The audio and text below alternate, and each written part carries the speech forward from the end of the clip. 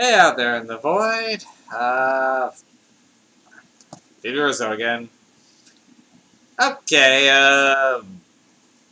well, today's movie is definitely well outside my normal purview.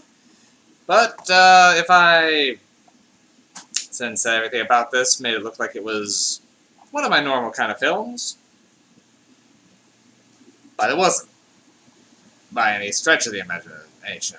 And, well, I still did review that softcore porn a while back, so I guess I might as well throw a review for this one also. If nothing else, so people don't make the same mistake I did.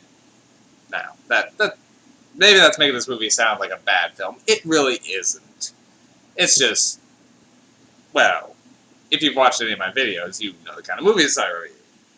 Horror, primarily. Usually not very good horror. Sci-fi, a little bit of fantasy here and there. Well, today, I watched Dark Was the Night. Now, we look at the box cover like this. Now, this is one of my other Dollar Tree finds, and it was in a pile of, well, bad horror. Now, that title sounds like a horror film. You got a guy down here with a baseball bat, okay, with it. The kind of a shattered looking thing. On the back, we have someone, again, maintains that creepy vibe. You got someone there with a chainsaw. Okay. And the first line on the back is, there's an unwritten rule in families that no two people can go crazy at the same time. So, I thought I was getting into a horror film. No? No? This is definitely a drama. Kind of a downer drama, too. So, first off, guy with baseball bat. There is no baseball bat ever in this movie. Admittedly, this guy does come out swinging a tire iron at a point, so it's not completely off, it's just a little misleading. Lady with chainsaw, Marisa Tomei there. She's uses it to carve fallen trees and logs. She does some sculpture. Okay, so, the plot of this film. It starts off with a married couple, one of which is Marisa Tomei, and their son. And you spend a little bit of time with them.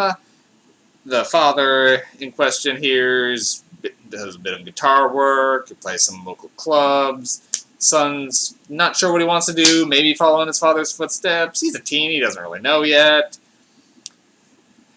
Marisa Tomei, pretty much our lead. She's businessy businesswoman, and I'm not even sure completely what she does. I think something involving real estate. But while her husband is more of the occasional musician and at-home handyman, I think.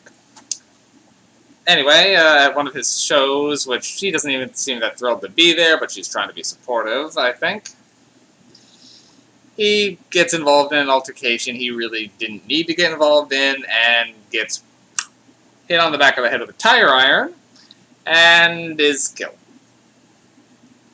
So, the rest of the movie is, well, the first half of the rest of the film is Marisa Tomei's utter self-destruction, as she spirals into alcoholism, misery, inertia, and pretty much going down to hit rock bottom.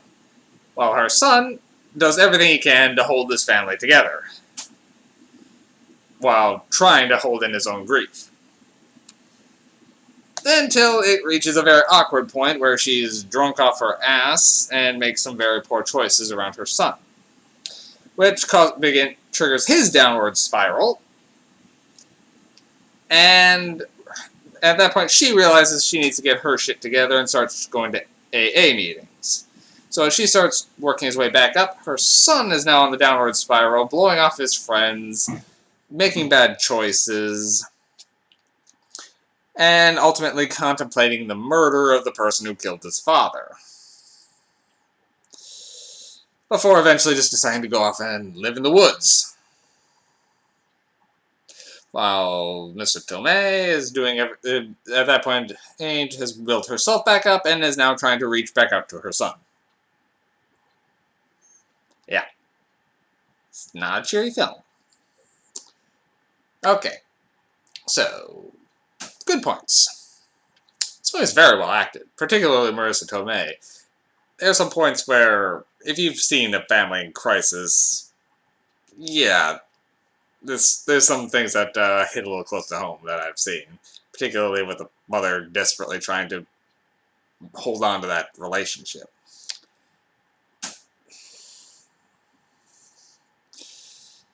That's a little hard to sit through sometimes, but it's trying to be a difficult film, so does well there. I will say I wasn't bored during this movie. It definitely held your attention for...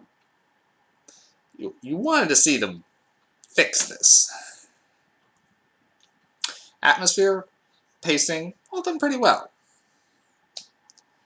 So, things I have more of an issue with? One, wow, this film's pretentious. Particularly that it has chapter titles. And they all start with the letter I for some reason. I have no idea why, but they do. And I guess the ending, which I'm not going to really give away, is very abrupt. It gets to a point where they do pretty much resolve something, and then they just, boom. No epilogue. It's just cut at that point. This movie was in a hurry to end. And at, I think, 80 minutes long, it's not even sticking around that long to begin with. It says what it wants to say, and then just gets out. Now, the film title also doesn't really make a lot of sense. Dark Was the Night. I don't even know what that means. I think maybe it's just like almost referencing one of the songs that the husband was singing at the beginning, but... Or maybe he's referring to the night that he died, but it doesn't really come up. Now, I did a little looking, and apparently it wasn't the film's original title. Originally it was going to be, what was it? Behold My Heart, which would have made a lot more sense for the content of the movie, and also would maybe have not made me make that confusion of thinking this film was a horror film. Yeah. And this one came out in 2018, so it's still fairly recent. And it's got a pretty good cast. I mean, Marissa Tomei, Timothy Olyphant, Charlie Plummer, and Mireille Enos. Marissa Tomei and Charlie Plummer do a very good job of carrying this film. It's really those two that have everything going. So, there's no really glaring flaws in this film. For the most part, it's solid. I'd never heard of this one before this, but it's not a bad film by any stretch. Just wasn't what I was expecting going in. You have to be in the right mood for this movie. You have to be ready for a uncomfortable drama. And yeah, that's pretty much what it is. I'd have to give this one 3 MacGuffins out of 5. But a higher end of 3. I mean, the last one I watched, Ouija, is a worse movie than this. I kind of liked it better than this one, just because is one of the movies that one is my thing.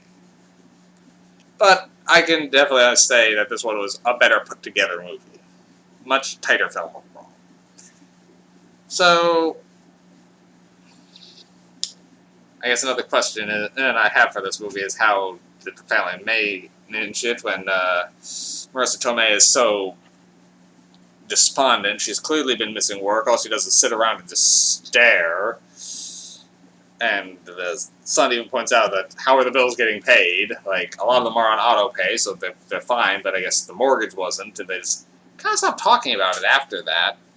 But, I mean, eventually she does get back to work, but it isn't really clear what she is doing in the meantime. And later on, she pretty much goes and fucks off to the woods with her son for days. So, I'm a little unclear on how this family is getting by. I mean, I guess it must have been a heck of an insurance payout, and they have a pretty big house, so I guess she was pretty successful, so maybe they have just a lot saved up. I don't know. But they never really address it. I think that's really all I got on this one. It's being as simple of a film as it is, for the most part, there's not really so much to talk about, and especially since this ain't really my thing. But I enjoyed it overall. Yeah, high 3 for Dark Was the Night. Behold My Heart would have been a better title, but yeah. So, not sure what I've got next on the docket, but I'll be back in a couple days. Have a good night, everyone.